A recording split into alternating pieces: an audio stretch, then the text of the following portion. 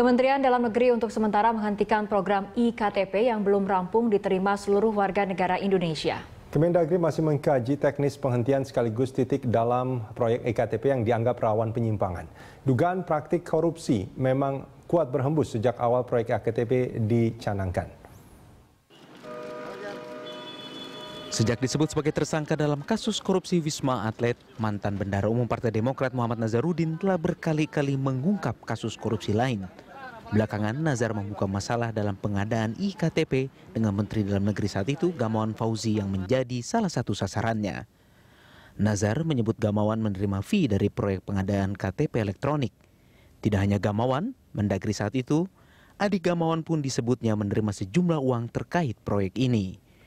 Proyek ini disebut Nazar dikendalikan Anas Urbaningrum dan Setia Novanto yang kini menjabat sebagai Ketua DPR. Tudingan ini membuat Gamawan mengadukan Nazarudin ke polisi. Mendagri saat itu, Gamawan Fauzi, menyebut Nazarudin telah mencemarkan nama baik dan menyebar fitnah. Bagi Gamawan, seluruh tudingan Nazar tidak berdasar. Saya ditransfer dana kan itu mudah sekali menyelidiki, ngeceknya PPATK kan. Ya silakan aja cek PPATK, tapi pembuktian itu harus dari dia kan.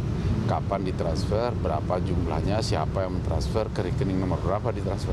Kalau dia tidak mampu membuktikan itu, tentu saya minta proses ini dipidanakan. Tidak hanya Gamawan, sejumlah pimpinan Komisi 2 DPR saat itu yang ikut membahas proyek ini juga disebut Nazar turut terlibat. Salah satunya adalah mantan Ketua Komisi 2 DPR Ganjar Pranowo yang kini menjabat sebagai Gubernur Jawa Tengah. Ganjar juga telah menjalani pemeriksaan di KPK. Ganjar membantah dirinya terlibat, bahkan meminta Nazarudin membuka seluruh nama yang ia ketahui dalam kasus dugaan korupsi proyek iKTP ini. Tim Liputan, Berita 1, Jakarta.